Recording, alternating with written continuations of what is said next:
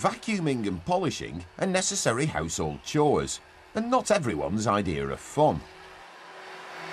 Claire Hardacre and her friend were trying to get Claire's house clean before her mum got home from work, but it didn't take much for the cleaning to turn into a spray fight. My friend got another can of polish. We started to attack each other. It was really funny. Well, it was fun to begin with, until Claire suddenly started to become short of breath. Claire suffers from asthma. Messing around with the spray polish was enough to set off an attack. Claire, are you all right? Well, when I know that I'm having an asthma attack, my chest starts to get tight, and then my lips go all tingling and I can't feel my legs. And then I start breathing in and out really fast because I feel like I can't catch my breath. And through this process, I can just take my inhaler 5 or 6 times. In an emergency, Claire's medication has an immediate effect. It contains a drug which helps her to breathe more easily. A drug is simply a chemical which has an effect on the body, and we'll be looking at a number of different drugs in this programme. For Claire, drugs are vital. They keep her asthma under control and enable her to enjoy the things she likes doing most.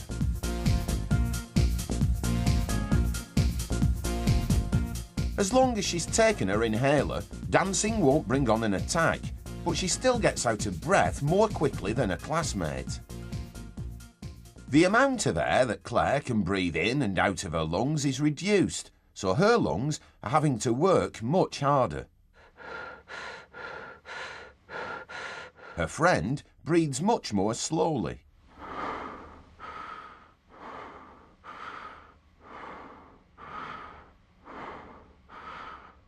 So what's happening inside a healthy pair of lungs?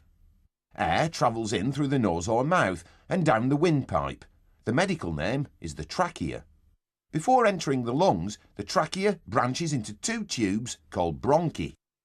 The trachea and bronchi are kept open by rings of cartilage. Inside the lungs, these tubes subdivide even further. They form a network of smaller and smaller branching tubes called bronchioles. Place a small camera down the windpipe and you can see the path taken by each breath of air. The walls of the tubes are made of muscle. In a normal pair of lungs, the muscle is relaxed and the airways are wide open. It's easy for air to flow in and out. For an asthmatic, this flow of air is more difficult. Every day, Claire monitors how easily she can breathe out using a peak flow meter. It measures how much air she can exhale in a second.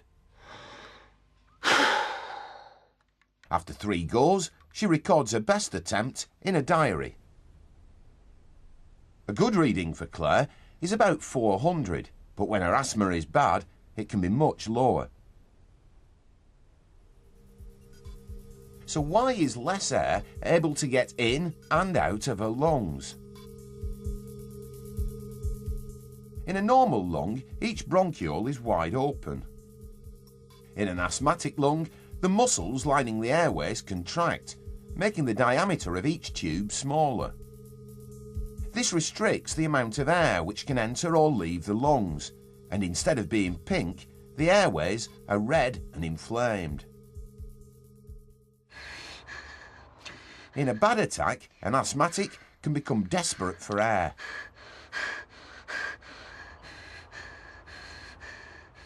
Nobody knows exactly what causes asthma. Some attacks can be set off by pollen or hair from cats and dogs. But for Claire, the main trigger seems to be aerosols and dust. There's no cure, but drugs help reduce the likelihood of an attack. Every morning and evening, Claire takes a preventer. It contains a drug which reduces inflammation. This is my reliever. I carry it around with me every day, and if I think that I'm going to have an asthma attack, I take it. This drug immediately relaxes the muscles in her lungs and widens her bronchial tubes. Before inhalers were invented, the only treatment for asthma came from the natural world. For a long time, people have been using plants because they contain chemicals which have a medicinal effect. This is called ephedra. In Chinese, it's known as ma huang and has been used to treat asthma for over 2,000 years. In traditional Chinese medicine, ephedra is mixed with several other carefully chosen herbs. These are then boiled with water and made into a tea.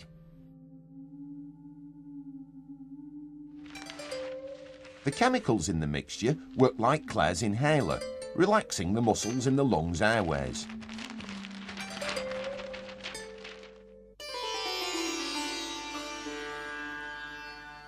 Not all herbal remedies are made into drinks. Some are burnt and then inhaled.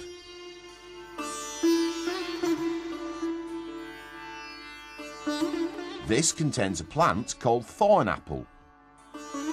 It originated in India, but about 200 years ago became a popular asthma remedy in Europe. Another plant, kaolin, was used as a muscle relaxant in ancient Egypt. It contains a chemical which is similar to the ones used in today's inhalers. We use drugs to treat all sorts of illnesses, from everyday coughs and colds to much more serious diseases.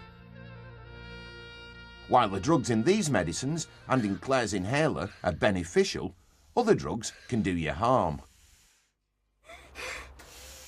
What chemicals can damage your lungs?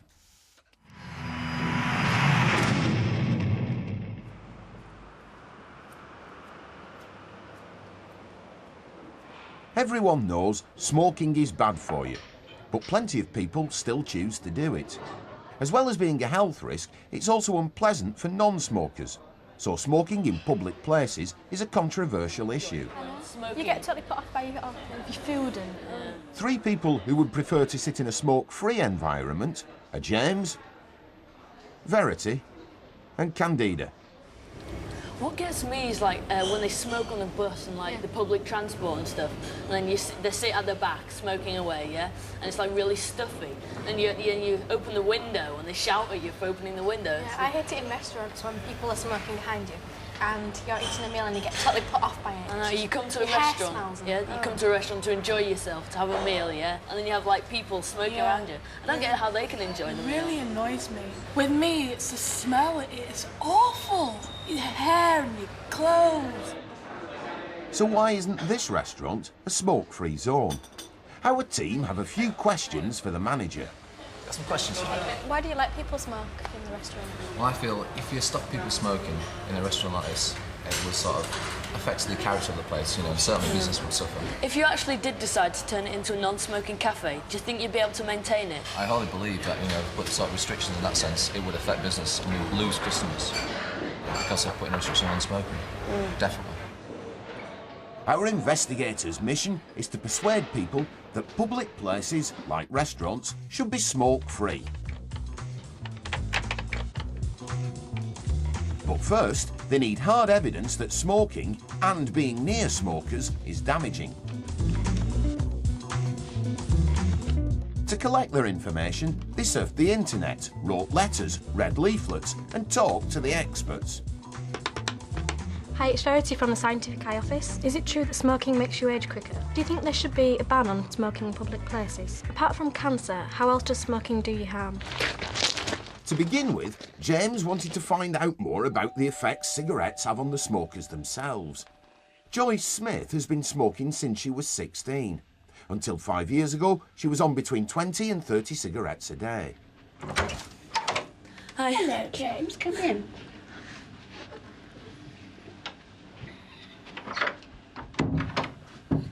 Joyce has a smoking-related disease called emphysema.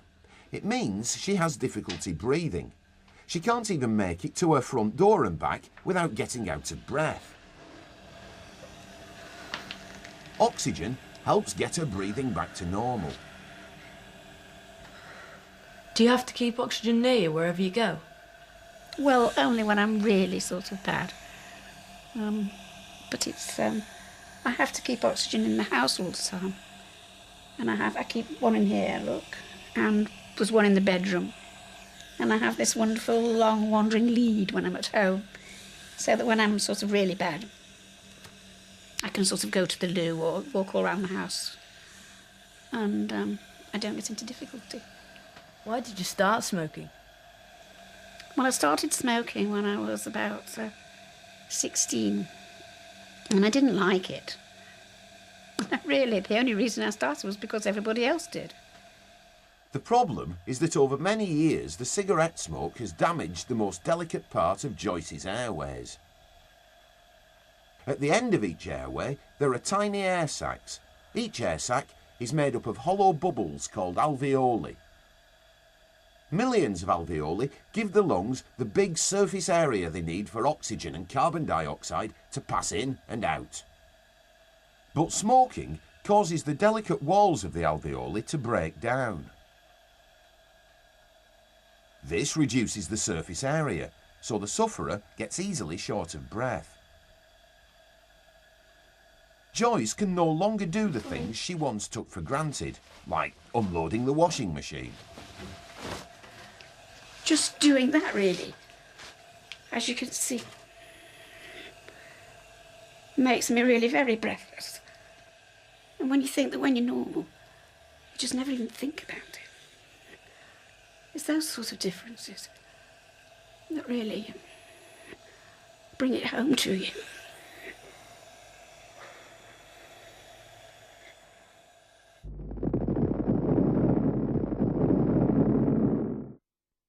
In the Pathology Museum at Leeds University, parts of the body have been preserved for study. Candida is trying to find out more about the effects smoking has on the lungs. She's here to talk to medical student Caroline Henderson. Well, smoking has quite a lot of effects on the lungs because that's the first place the smoke goes when you breathe it in. You can see in these lungs that are from somebody who hasn't smoked. They're all nice and pale and healthy. And here you can see some of the air passages, and that's how the air gets into your lungs. Whereas this is from somebody who's smoked a lot, and there's lots of black bits from the charcoal and the tar that they've breathed in. And here you can see a tumour, and that's cancer caused by smoking. What's the latest information about passive smoking? Well, it's always been thought that passive smoking is probably bad for your health, but a study has shown that people that live with smokers are more likely to have heart and lung problems, even if they don't smoke themselves. This recent study estimates that passive smoking increases a non-smoker's risk of lung cancer by more than 25%. TV presenter Roy Castle believed that passive smoking was the cause of his cancer.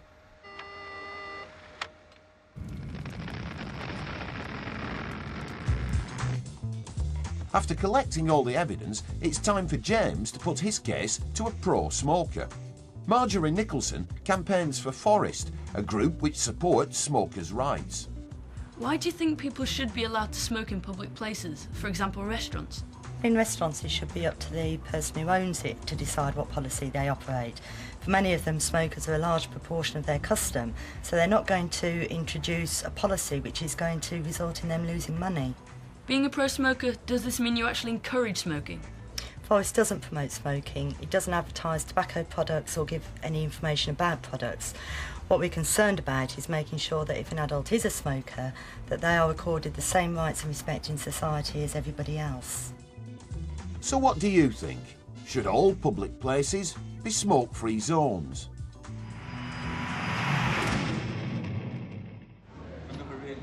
Smoking damages the lungs, but cigarettes also contain a chemical called nicotine, which affects the brain. Nicotine is a drug.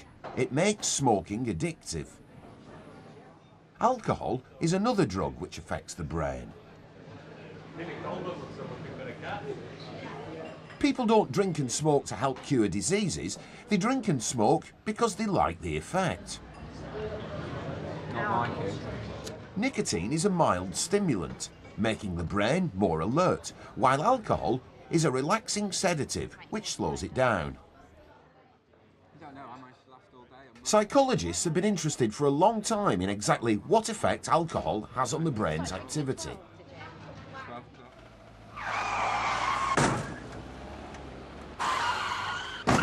Hundreds of road accidents are caused every year because people drink and drive. Scientists are able to measure the effect drinking alcohol has on a person's ability to handle a car safely. But it's too dangerous to carry out experiments on the road. Instead, they use a computer simulator at the Institute for Transport Studies at Leeds University. A real car is linked up to a computer. It sits in front of a wide screen and doesn't move, but the sounds and views through the windscreen give the driver the impression that they're on the road. Kate hasn't had any alcohol and is driving quite safely. Her brain is functioning and reacting normally. Her reactions are tested by pressing the keys on a computer. She presses a key each time she sees a square light up on the screen. The time it takes between the light coming on and Kate pressing the button is her reaction time. 2 tests were carried out before she had anything to drink. Her average reaction times were 0.34 and 0.37 seconds. But how will this change after drinking a large measure of alcohol? A short while later, a breathalyzer shows that the alcohol has worked its way into Kate's blood supply. A reading of 0.08 on this breathalyzer is the legal alcohol limit for driving.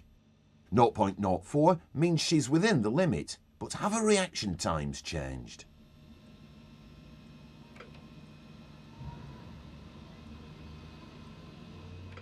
Kate's average reaction time is now only slightly longer. So what effect will this have on her driving?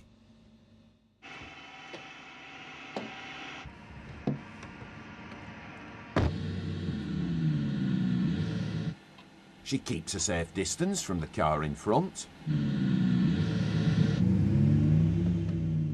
and brakes in good time. The alcohol hasn't affected Kate's behaviour enough for her to be a danger on the roads. So it's time for another drink.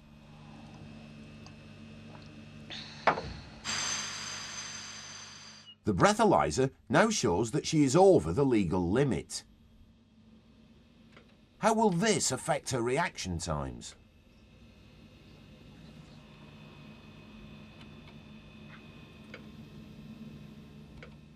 Kate's average reaction time is now almost twice as long.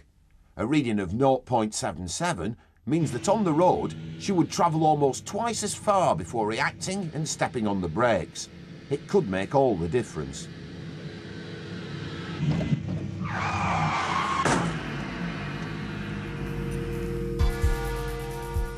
Kate wasn't affected by just one drink, but other people could be. Different people are affected by alcohol in different ways. How would you set up an investigation to decide what the legal limit should be? And how would you make your test fair?